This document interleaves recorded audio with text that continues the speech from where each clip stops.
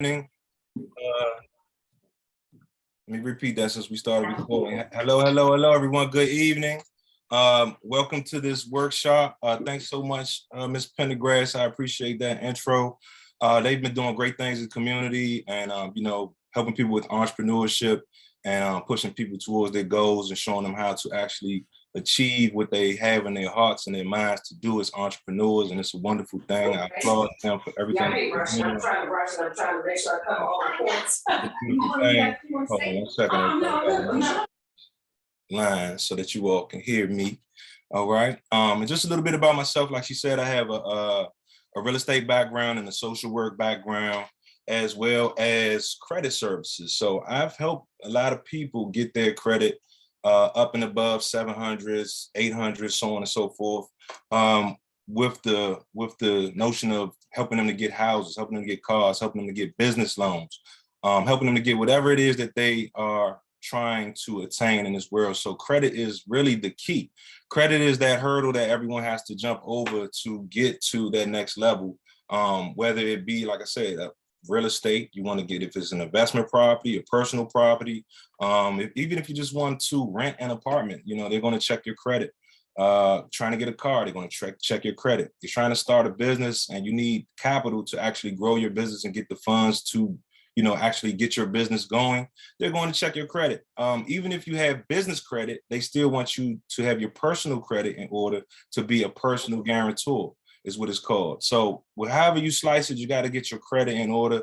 You got to get your faculties together, and we need to get that score up as best as possible and as efficiently as possible as we can.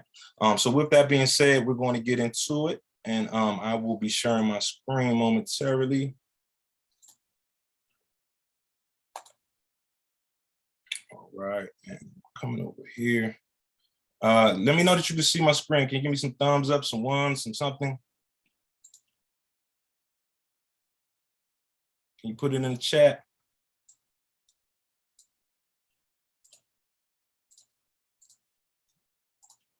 All right, let's see.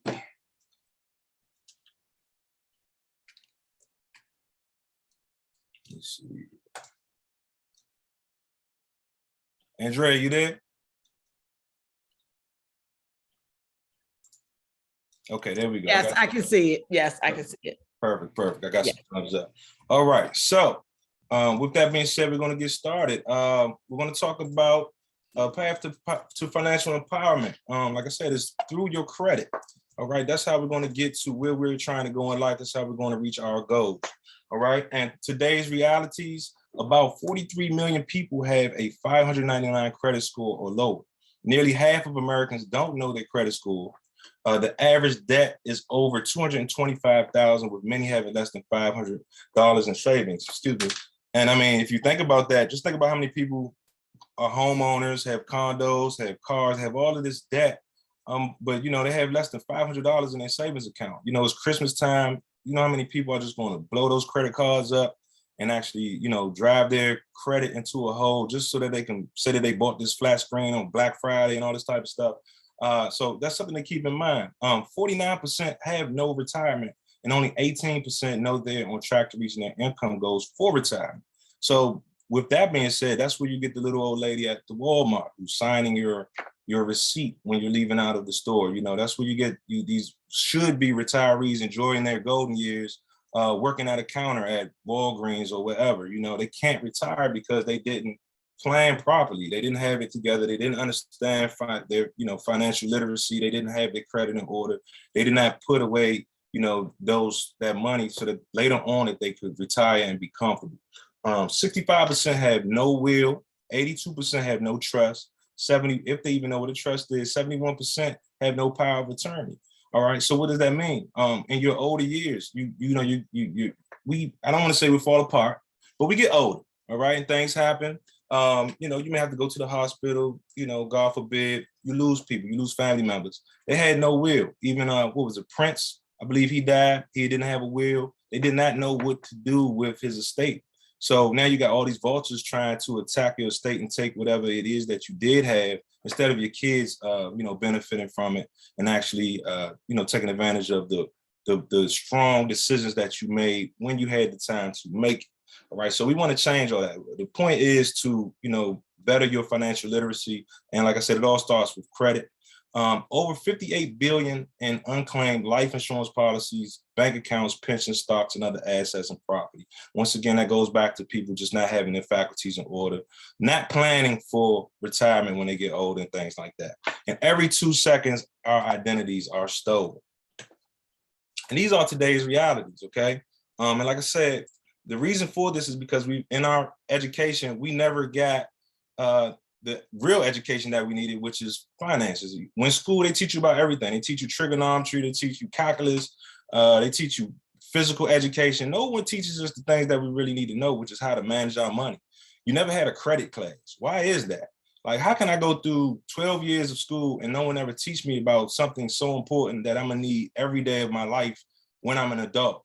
You can teach me all this other unnecessary stuff, but nobody taught you about credit. I feel this by design, because if we don't have you in debt, if we teach you these things and you're able to better yourself and dig out of this hole, we can't make money off of you. All right. So with that being said, we want to talk about the myths of credit. All right. So a lot of the times, because we didn't get that formal education about financial literacy, about credit, about how to manage our accounts, we've developed all of these wives' tales about how credit works, all right? And these are the 10 myths. And so we're going to debunk these myths and we're going to get to the facts of everything, okay? So let's check it out.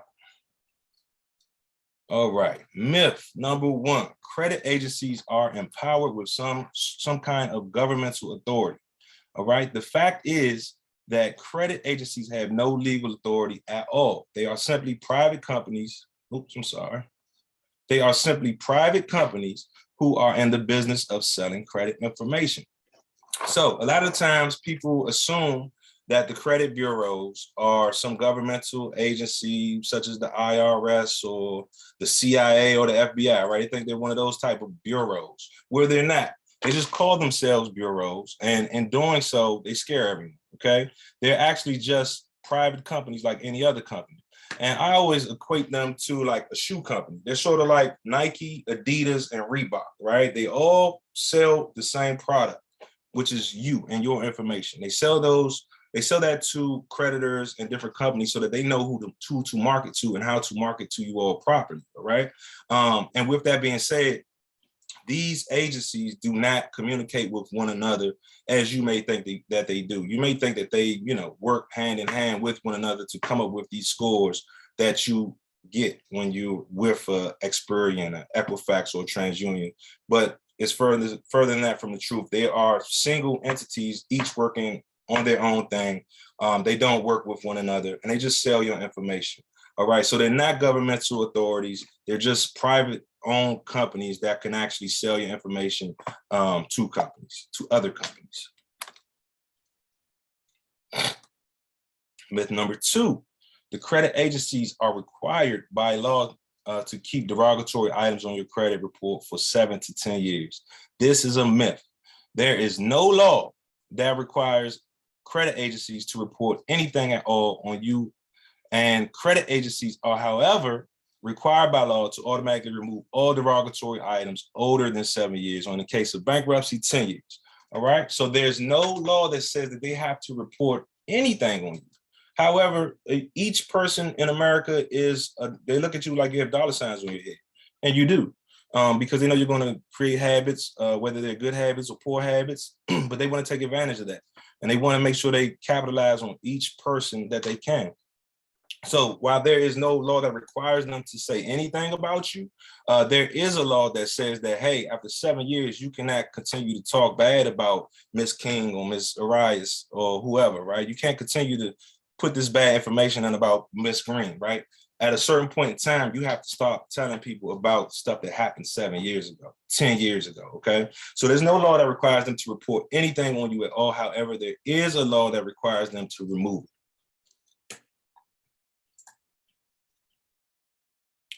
Myth number 3, it is impossible to get a bankruptcy off of your credit reports.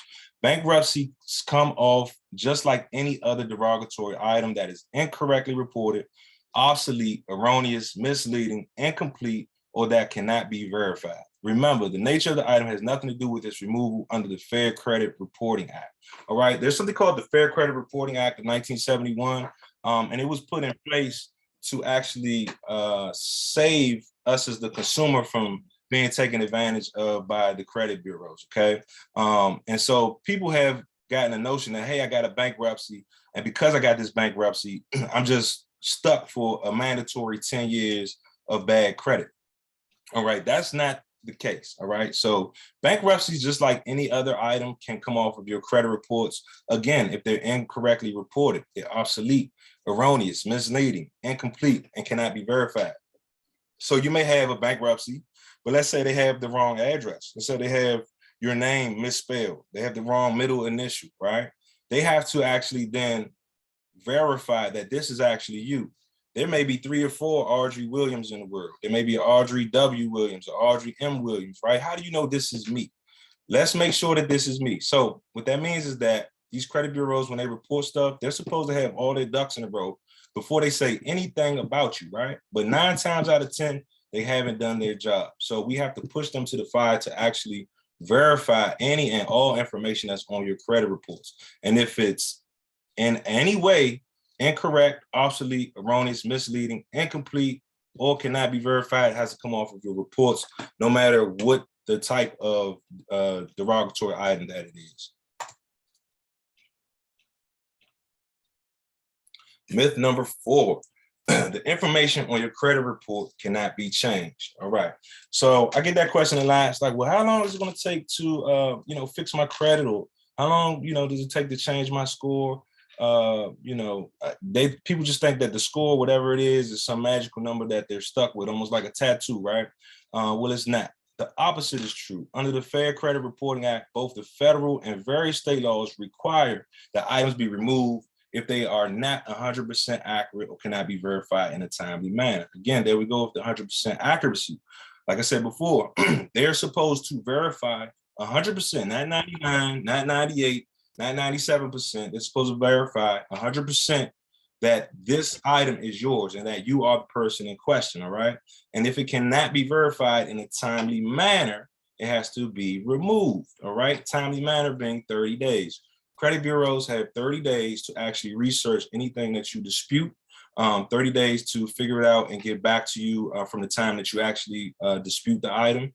And typically it'll take maybe 2 weeks or so post their investigation to get back their findings. If they cannot contact the creditor or whoever reported the item, they cannot verify that this is you, this is your address, this is your name, this is your birth date, so on and so forth, to 100% accuracy, it is required to come off of your credit reports. Myth number 5, it is illegal or immoral to have the information on your credit report altered or removed. This is a myth. Not only is it not illegal or immoral, but it is what the Fair Credit Reporting Act is all about. It was enacted by Congress for the very purpose of protecting consumers from the intrusion of the credit agencies into our lives, right? So, I'm from a generation where we push the bar. We're going to try our hand. We're going to try to get the best out of whatever situation we're thrown in. That's just the era and the time that I've come up in. I'm not just going to say all of my older clients or older people, but let's say you didn't come from this type of era where people are all on computers, we got scammers everywhere, taking advantage of everybody. You didn't grow up like that. So they have a different kind of a set of moral code where they feel like, okay, well, yeah, I did miss a few payments on that furniture that I rented back in '89, right? I did miss a car note payment, so on and so forth. Okay, we all make mistakes. We all go through it, right? But sometimes they feel like it's immoral to try to fight that off of their credit reports. Well, guess what? What's the alternative? If you leave it on your credit reports and it just sits there forever and ever, and it just soils your credit and keeps you from being able to move forward in life, that's not fair or moral either. So you have to also fight on your behalf to make sure that whatever items or whatever mistakes you made in the past, we need that wiped off. We're not going to let people hold this against us for a lifetime so that we can't move forward. We can't get our house, we can't get our car, we can't get our business loan, we can't move forward with our goals and dreams, okay? So it's not immoral, it's not illegal. You have to fight on your behalf, because if you don't fight, who else will? Okay, so that is a myth. Do not feel any kind of way about disputing anything on your credit. Myth number 6, paying a past due debt removes it from your credit report. Just because you pay an old debt does not change or erase the fact that at one time you were not paying it as you agreed.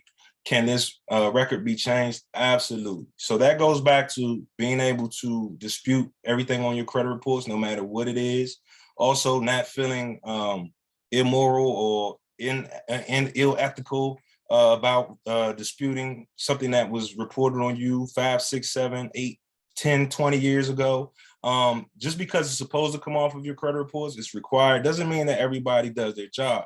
That's why I am employed. That's why I have a job. That's why I have clients, because the credit bureaus do not do their job in most cases. And they leave all of this craziness on your credit reports, and it hinders you from moving forward. So with that being said, everything can be changed, everything can be removed and deleted. It is a process to this. It's not like just flipping a switch. There's no magic button, no magical, spell that you can just put out there and it just changes overnight, right? It is a process to all of it. Typically, it's a process of disputing via letters to get these items removed off of your credit. But so back to this, when you pay on a debt, it does not remove it from your credit. Okay. And I'm gonna pause here for a second, because what I like to do is people, they want to know how they can get their credit to 700, 800, so on and so forth. When it comes to credit, it's not necessarily about having the highest credit score on earth. What it is what does my credit need to be to acquire what it is that I'm trying to get? So you need to know if you're trying to get a house. Let's say you're trying to get a house in Maryland, you want down payment assistance. Your credit needs to be over a 660 in most cases, okay? So your credit could be a 660, 700, 750, 800. You're going to have the same interest rate across the board. But the key was getting above that 660, okay? So you don't necessarily need a 700 or 750 in order to get the same interest rate that a 660 will, or to get your house. You're going to get your house, you just need to cross that threshold of the 660. So when you pay a debt, it's like, okay, I'm paying it off and it's going to be removed. No, it's not going to necessarily be removed. But a paid closed account is better than an open unpaid account. Okay, so while this is a myth, I don't want you to feel like I'm not going to pay it. I got a $50 copayment, right? Let's say your person has a $50 copay. It's a derogatory item on your credit reports. I'm not going to pay it because John said don't pay it. No, John said do what you need to do to reach the goal that you're trying to get to. Okay, so if that means paying that $50 account off, pay that off. I call those mosquito bites. Okay, now if you got a $5,000, $10,000 some type of closed account that you just strictly cannot afford, it's from an old repo, from an old boyfriend that you don't deal with no more, but it's stuck on your credit because you co-signed. Okay, in that case, we're going to fight, right? We're going to fight our paper battle. But a little $50 copay, $20 copay, $100 copay that's keeping me from going from a 680 to a 700, pay that off. Okay, so I didn't want people to get confused right there on that one. You can change everything on your credit reports. Paying a past debt does not necessarily remove it from your credit, but paying an account and having it paid and showing paid and closed in good standing is better than having an open, unpaid account in bad standing. Myth number 7, inquiries are not derogatory and will not affect your credit standing. Anything that erodes your financial credibility is damaging to your credit standing. In the case of inquiries, 1 or 2 is not too bad, but any more than that, and they begin to tell a story of their own. Any prospective credit grantor will look at your credit report and think that you are desperate for credit, okay? And this is a big one because people take inquiries for granted. You're walking around the mall, you got these kids, these teenagers running up to you, hey, fill out this, you're gonna get 20% off. Come in here, you get 20% off of your whole purchase today. So on and so forth. Well, guess what? Each time you let them pull your credit, you just lost anywhere from 2 to 10 points. I always tell my ladies all the time, y'all go to, say, Vicky's Secrets, and you go in there and they offer you that 15% off at the counter if you apply for this credit card. A lot of y'all just jump on it. Why not? I'm gonna get 15% off. Well, you just went from a 700 to a 698 by the time you left out of that store, whether you knew it or not. And maybe even lower depending on how many times that you actually ran your credit. Or let's say you go to the car dealership and you're trying to get a car, you go to a Monster Auto or one of those other, we work with all credit, right? We work with anybody, any credit score, it doesn't matter. Okay, that's because they're going to run your credit 20 times, okay?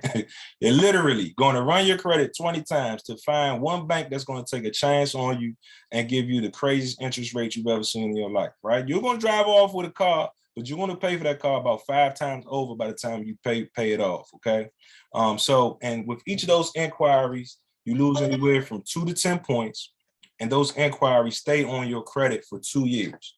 So if you apply for credit today in 2021, this will stay on your credit until 2023. Okay. Yes, once again, we can try to get it off. We can fight to try to get it off, dispute it, say, hey, it wasn't me, so on and so forth. But this is an uphill battle. I do find it fairly difficult to get inquiries removed depending on where they came from and how they were put on your credit. So we're just going to try to avoid them at all costs if we can. Now, it's a necessary evil, so sometimes you have to do it. Let's say you're at the point where you're ready to get your business loan, you're ready to try to get your mortgage for your house. They have to run your credit. So the key is to not have 10, 15 inquiries on it before they run, right? So when you come to them, they say, okay, he or she's been doing fairly well with their credit. Let's take a look and see where they are. We'll take a chance on them, right? But if you got 10, 15 different inquiries in the last 2-3 months, it's like, okay, why is this person knocking on everybody's door? I always say it's like Felicia on Friday. If you've seen that movie, she knocked on everybody's door trying to beg for peanut butter and jelly and VCRs and all this stuff. And at the end of the day, they're like, what? Bye, Felicia. And so we don't want the credit grantors telling you bye, Felicia. All right. So with that being said, don't knock on everybody's door trying to get credit. Be sparing with these inquiries. Like I said, the key is no more than 4 inquiries in a 6-month period, excuse me. No more than 4 inquiries in a 6-month period. Once you go over 4, they start taxing you even harder. So that's when that 2 points, when you lose 2 points, it starts jumping up to 10 points, so on and so forth. And if you got a whole lot of inquiries, they really start hitting you. So just try to avoid that at all costs. Myth number 8. If you get a derogatory item removed, it's just going to come back. All right. This is also a myth. Not if it is removed legally. When it is removed with cause under the Fair Credit Reporting Act, it cannot legally be placed back on your credit reports. The same law that requires its removal prohibits it from being placed back on your credit reports. All right. So a lot of times people say, hey, I'm going to get it deleted. I'm going to get it removed. It's just going to pop right back up on my credit. I already know. I've been through this before. Well, a lot of times that's a misunderstanding. Once it gets deleted, it cannot be put back on your credit reports legally, right? And not by the same credit grantor. So whoever it was put on there initially from, it cannot be put back on by that same person. Now, this is where the gray area comes into play. These different these agencies that are trying to, these collection agencies that are trying to get this payment out of you, they sell your debt to other collection agencies, okay? So I'll get a stack of people's debt. I'm a collection agency. I get a stack of debt, right? I go attack everyone to try to get payment, right? But I can't verify that this is Tanya's item. I can't verify that this is Stephanie's item, so on and so forth, right? So I don't get paid. So I got 50% of this stack paid, and I got the other 50 unpaid. I sell this 50 that didn't get paid to the next collection agency who buys it for pennies on the dollar. All right. So they purchase this debt for pennies on the dollar. And this is why they're able to offer you these different, these workarounds, right? They say, hey, yeah, you owe us 10,000, but we'll take 5,000. You owe us 5,000, but we'll take 2,500. You want to know why? It's because they paid pennies for what they're trying to get out of you. All right. They might have bought this stack of debt for God knows what, right? But it's nowhere near the amount of what they stand to make if they can get these poor people to pay this money, right? So that's why they're able to offer you these different workarounds and these discounts on what you actually owe, because they bought it for pennies on the dollar. It's all profit to them. It's all profit. So Once it gets deleted, it cannot be put back on your credit reports. It can, however, be sold to a different company, and that next company may or may not try to come after you for that same account. But once again, they couldn't verify it. They still won't be able to verify it. You just have to stand up for yourself and dispute that item. It'll come right off if that happens to happen to you. Myth number 9, the past equals the future. All right, this is the furthest from the truth. This is the biggest myth of all. The concept that once bad, always bad, or at least for 7 years is totally false. Anybody can run into hard times or an emergency situation now and then, but that doesn't automatically mean that they are a poor credit risk for a magical 7 years. The simple truth is no credit report can predict the future. Once again, everything on your credit reports can be changed, it can be disputed, right? So there is nothing that's just there that is like super glued to your credit. Once again, everything that's on your credit reports has to be verified within 100% accuracy. So with that being said, now it's just a matter of, am I going to apply myself and put forth this effort to actually dispute these items off of my credit reports so that the past does not equal my future, all right?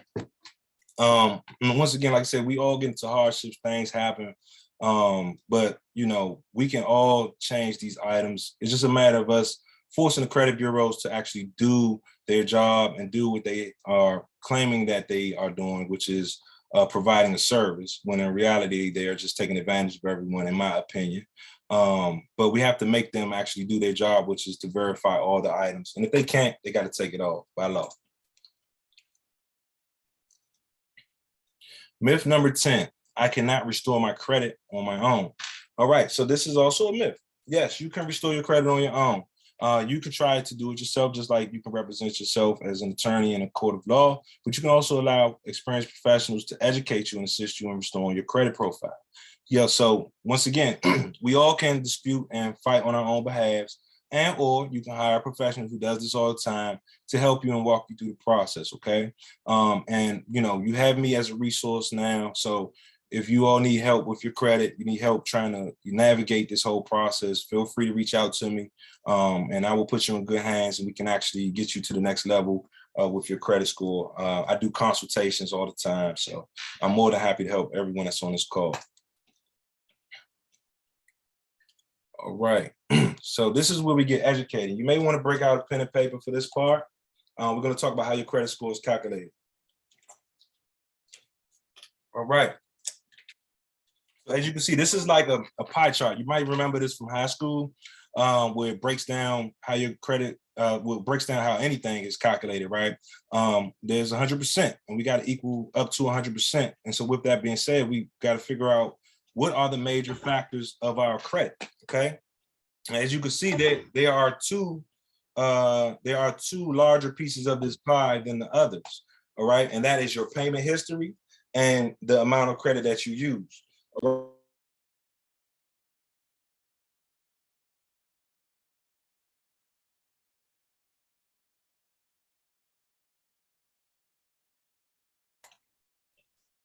Can you hear me? I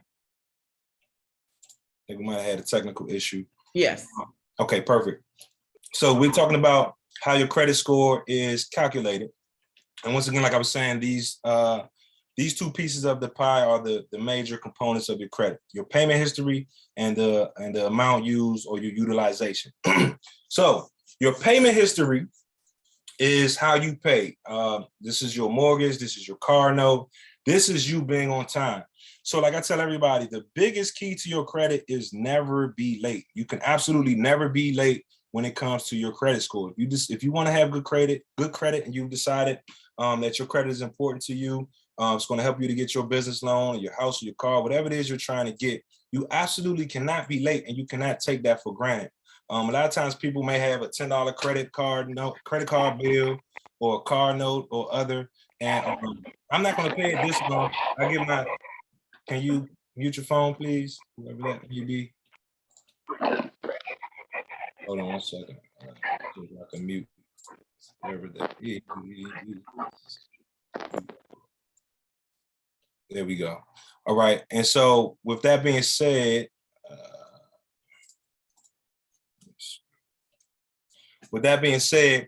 you can never be late on any item that reports every 30 days, okay?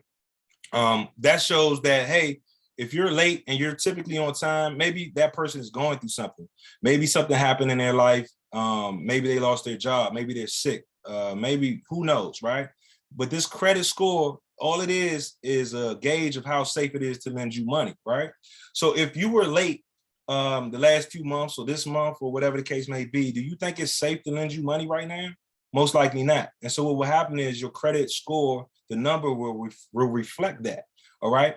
So if I'm late, I miss payments, my scores are going to drop. The reason they're dropping is because it has to let the rest of the world know that, hey, it's not safe to lend him or her money at this point in time in his or her life because something's happening. Something's going on. Let's wait until he or she gets back on track. Then we'll think about lending them money again. That's when your scores go back up, when you've had a succession of on-time payments, okay? So payment history is the most important. It makes up 35% of your score.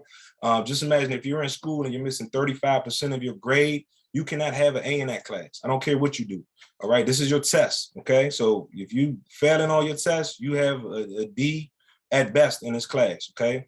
So don't take that for granted. Never, ever, ever, ever be late, especially if you have good credit or great credit. Go ahead and make one late payment and let it register with the credit bureaus. You'll see how fast your score will drop. All right, so please don't do that. All right, next is this piece of the pie, which is 30% of your actual credit score, okay? And this is your utilization. Another one that people take for granted, all right? So these are the credit cards, all right? So this is my Macy's credit card, my Nordstrom's, my Amex, my American Express, my MasterCard, right? All of these cards make up 30% of your overall score. Now, the key with the utilization is you don't want to go over 30% utilization. Let me repeat that. It makes up 30% of your score, but the way to get an A in that section of your report card is to never go over 30% usage of that card. The easiest way to calculate that is divide whatever that card's limit is by 3. So if I have a $300 card, I'm never spending more than $100 on that card. If I have a $3,000 card, I'm never spending more than $1,000 on that card. All right. Now we understand that emergencies happen. Sometimes you got to use your credit. It's just, you can't get around it, right? If emergency happens, just make sure that you get it back down to under 30% as fast as possible. It's Christmas time. Once again, like I said, everybody's going to be maxing out their credit cards, buying TVs, buying gifts for baby girl, buying gifts for baby boy, you name it, coats, jackets, shoes, toys, right? And they're running these credit cards up just so that people can have a smile on their face on December 25th, right? And prayerfully, everyone will. But we want to get these balances back down to under 30% as fast as possible, because once you cross that 30% threshold of that card, your scores decline. I didn't say 31%, I didn't say 32, 33. It's sort of kind of around close to no. Once you cross over 30% usage of that card, your scores are going down, okay? So get your usage of your credit cards back down to under 30% as fast as possible and try to keep them there. The sweet spot is 10%. If you want to show some activity on your credit cards, you don't want the credit cards to just be stagnant, unused, but we don't want to overuse them either, right? We want to use them responsibly, show these creditors that we can actually handle credit, handle money responsibly. They'll be more willing to lend you more money when you show that you can handle it in a responsible manner. So keep all of your balances under 30% on your credit cards, and that will help your credit scores out drastically, okay? Next, this portion here, 15% of your credit score is your length of credit, okay? So a lot of times I meet people and they say I have bad credit, I got poor credit, because they don't have a great credit score, right? Maybe a young person or someone who just hasn't had a credit card ever in life, right? They don't have really any credit, all right? That's where the length of credit comes into play. If you have an established credit, let's say in your 20s or 30s, and then you're 40 or 50, you may not have a great credit score, right? But that doesn't necessarily mean that you have bad credit. Bad credit is a bunch of derogatory collections, late payments, liens, judgments, bankruptcies, right? This is bad credit. Some people just don't have much credit at all, and where their length of credit is not reflecting that they are used to credit. They understand credit, right? And with that being said, is it safe for me as a credit grantor to lend them money? Lend them, let's say you want to get a mortgage. That's $300,000, right?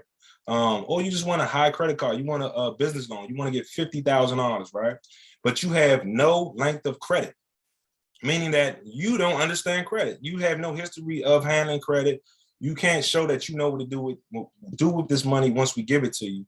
How do we know that you're either one going to run off with the money and or two, just fumble it? We give you the money and you don't know what to do with it. You lose it, you default, and now we're out. We gave a loan to someone we shouldn't have loaned this money to. All right. So 15% of your credit score is the length of credit. All right. And there's ways of actually addressing that through trade lines and different ways, right? Which we can get into on a side conversation. Let's say you have some credit, you got a few, secure credit cards, so on and so forth, or you're new to credit. There's ways where we can add some age to your credit if need be, okay? But you just need to understand that is also an important factor of your credit. That's 15% of your credit score. Next is 10%, which is new credit. All right, that's going to the Macy's, the Nordstrom, so on and so forth, actually acquiring new credit, applying for it and acquiring it, right? If you know that your credit score is not good enough to get whatever it is you're trying to go for, don't apply for it. Excuse me, because you're going to leave out there, you're going to lose 2 to 10 points from a new inquiry, and you're not going to get what you came for. However, if you're 600 plus, 700 plus credit score, every once in a while, it's okay to get a new credit card, to get a new store card where you're showing you're getting new credit. You don't have to do it all the time, but do it occasionally, okay? Sparingly, and that's 10% of your credit. And next is the types of credit used. There's 2 types of credit. There's revolving credit and there is installment credit. Revolving credit is your credit cards. They're called revolving because you're taking out, you're putting in, you're taking out, you're putting in, you're taking out the money, putting it back in, right? It's revolving. Installment is your mortgage, your car note, your student loans. You're paying them down in installments until they're paid off, all right? And I'm gonna educate you all as well. A lot of times people think that, they've been paying on this car for the last 5-7 years, right? Paying it in installments, paying it down, right? And I'm to the end of my car loan and I'm about to pay this car off. I just know that my credit score is going to shoot through the roof. I just paid off my Mercedes-Benz that I bought five years ago. I'm so proud of me, yay, right? Well, guess what? The opposite happens. You get to the end of that line, right? You get to the finish line. I'm finally about to finish paying off this stupid car, right? I pay it off. Guess what? Your scores drop. The reason that your scores drop is because you lose the history, the 35%. You lose that payment history that was attached to that car. So you got 5 to 7 years of on-time payments. I've been paying on time, 5 to 7 years. It's been taking your credit up and away, right? Well, when you pay that car off, pay it down and pay the car off, the account closes. So now the history that was attached to that car is no longer calculated in this credit score, in this pie chart. You just lost that 35% that you were holding on so strongly to from the payment of that car. And so that's that, that's where that comes from. A lot of people don't really understand that. I just thought I'd throw that in there real quick. But the types of credit used is 10% of your credit, and that is installment credit and revolving credit. All right, and that concludes that part of the presentation. If you have any questions or anything that you would like me to touch on, feel free to drop it in the chat and I'll try to address it before we get off of here. Also, please, in the chat, you can see some of the information for MP services. They have another one, December the 14th, Power of Business Credit. So if you're interested in getting your business credit up to par for these business loans and so on. Someone put in the chat, bankruptcy. What about bankruptcy? If I could come off speaker, if that's okay. Sure. Hi, my name is Lynette Stevenson, and I heard you address bankruptcy, saying they can't be removed. Can you elaborate on that in depth? And also, when you spoke about, my second question was, when you spoke about authorized users, you being someone in real estate, are you educating individuals to maintain credit utilization without having to go the authorized user rate? So there are the two questions I have. Well, there's a few things. I'm trying to make sure that you said it correctly. You said that I said that they cannot come off. You said bankruptcies cannot be removed from the credit. I mean, can No, be removed from the credit. How can they be fully removed from the credit? they can be removed. Yes, they can be removed. You have to actually dispute it via a letter, right? They have to verify it, just like anything else, right? Anything on your credit has to be verified. Now, like I told you as well, it's not a flip of a switch, it's a process. So although it can be removed, doesn't mean that it will be removed. And it's not just going to be like, hey, okay, we're just going to take it off because you asked us, right? No, you're going to push them to the fire. You're going to say, hey, make sure this is me. Make sure that this can be removed. Make sure that this information is accurate. Make sure that this is my name, this is my address. This is the right time that the bankruptcy was filed. These are the right numbers on the bankruptcy, so on and so forth. If they cannot, or while they're doing their investigation, so on and so forth, it has to come off of your credit reports. I've gotten a bankruptcy off for someone before, actually a couple of people, but it's not like a common thing. I don't want to steer you wrong and say, hey, it's just a simple flip this switch, we're going to get it removed, baby girl. No, but we Well, can. I know I'm very familiar with the credit. Yeah. So I deal with the federal government, so I'm very familiar with credit overall. I contract with the Federal Reserves along with other entities. Yeah. When you spoke about bankruptcies, bankruptcies are a difficult process, especially if that person was in the actual bankruptcy. My question to you is, if they're in a Chapter 13 actively in payments, is that something you would dispute through the credit bureaus? No, see, that's different. So they're actively in a bankruptcy. Once again, we're talking about bankruptcies that people are under the impression that it has to stay on your credit for 10 years, right? Let's say this person, this bankruptcy was done with back in 2011, right? Or 2012. And they've been doing pretty well so far. Let's say 2013, right? So they still got a few years left before this thing is supposed to come off of their credit. Well, we can actually dispute it, and being that it's so old, or they may have had some errors in this, some typos or whatever. We're shooting for whatever loophole we can find to get it removed off of your credit. Like I said, it's an uphill battle. It's not just like a flip of the switch, but it has been done, and I've done it myself actually before. So that it is possible. But I never sell people dreams. I don't ever tell you that, hey, this bankruptcy for sure will be removed. I say, hey, I will fight with you to do our best to get it removed. Also, once again, I always tell people, focus on your goal. Everybody has different goals. So let's say you're trying to purchase a house, but you have a bankruptcy on your credit reports. If that bankruptcy is over 2 years old, it doesn't affect your chances of getting your mortgage. So we're not even going to worry about it.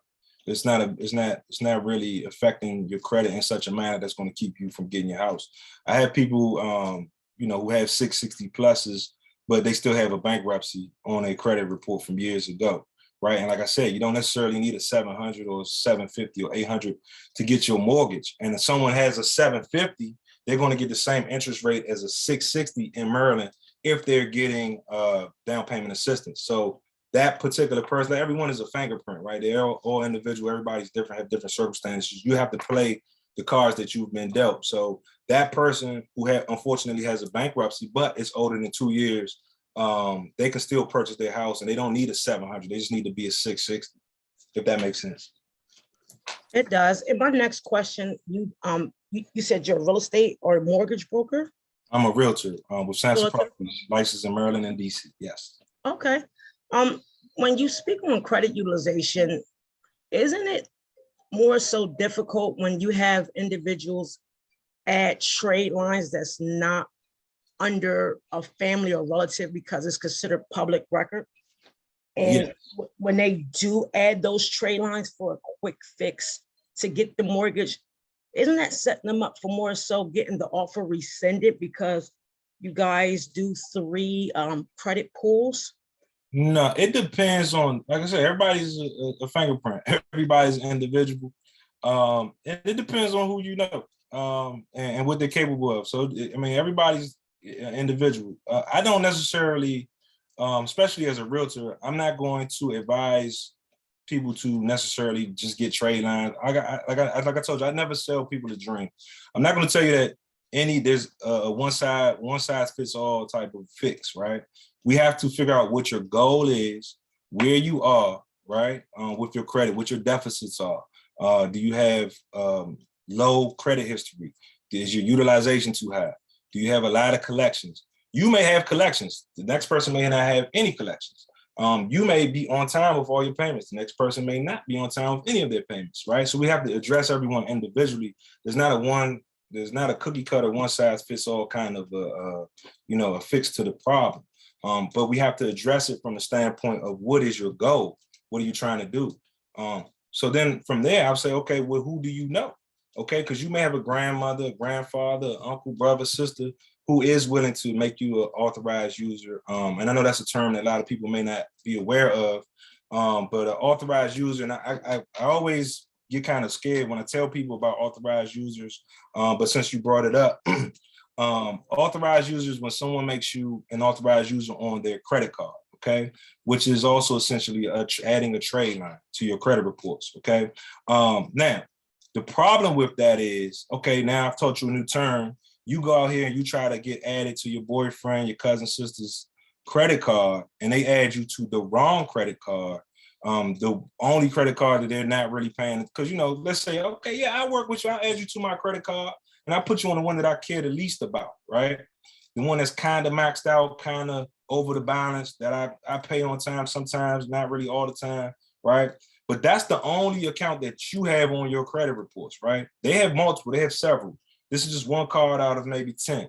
Well, it's not affecting them the same like it's going to affect you. So when they miss that payment or whatever the case may be, you take the hit stronger than they do. So when you came and tried to get 100 points, you might end up losing 10, 20 points. And you don't understand why. And then you're like, well, John told me this, and I didn't tell you to do that. I gave you a term, and I tried to define it for you, okay? So it's called an authorized user. It's when you get added to someone's credit card as an authorized user. You don't necessarily get a card or have to get a card. You can if they say it's okay, but you don't need the card. You're just getting the credit benefits of that card. So if that person had a credit card, let's say they had this card since the 80s or the 90s. This card is 20, 30 years old. They've been paying perfectly on it for 20, 30 years. You get 20, 30 years of perfect payment history overnight added to your credit reports. Typically takes 2 weeks to a month, depending on when the credit card reports to the credit bureaus. But you'll get the benefits of that card as if that card were your own card. And that's how authorized users work. So that can be beneficial to someone who's trying to purchase a house. Let's say they don't need to be a 700 or 750. They're trying to cross the 660 hurdle, right? And they're at a 640. All right. Grandma has this 20-year-old Lord and Taylor car, right? She got this 20, 30-year-old car. She adds baby girl to the car. She gets that 20 points, which now qualifies her for down payment assistance on her house. Okay. So that's how that will work. When it comes to being made an authorized user. It does not work for everyone. It's not for all cases. And yes, like you said, if you get added to the wrong card or you can't justify or explain this card to the mortgagers, they may not let you get your mortgage. Correct. Thank you. That's what I really wanted to know, because I hear a lot about authorized users, which is not in the playbook legal, because you're setting the person up for failure, because you never want to give someone your social security number that you can't control their spending. So I believe in credit growth. Well, it's not, I don't want to throw the word legal in there because it's not illegal. Once again, it depends on what it is. If it's not a relative, it can be, and it can, honestly, again, someone can lose that opportunity in their home. They don't want that. So I see a lot of people, do that, and they get the offer resent. Well, once again, they've been miseducated and they've been mishandled, and whoever they're working with doesn't quite know the process. And if there's a will, there's a way. I mean, I'm not going to get into the back and forth of what's legal and what's not legal, but it's very doable and has been done over and over again. I will say that, and it just takes the person needs to be educated properly and needs to not be mishandled by someone just trying to get a dime out of them. Some people will just say, hey, yeah, I give you a trade line. You want to trade? Here's a trade line. Don't explain it to them. Don't explain to them how it works. Doesn't help them continue their process to reach their goal, just leaves them hanging and they just made a few $1,000s off of them. And that's just wrong. And that's so true. I yeah, appreciate that. yeah. Absolutely. Yeah. So that's how that works. Okay. Anyone else? Anyone else? All right. Well, with that being said, I guess we'll conclude this. Ms. Pendergrass or Ms. Smalley, would you like to say something before we get off?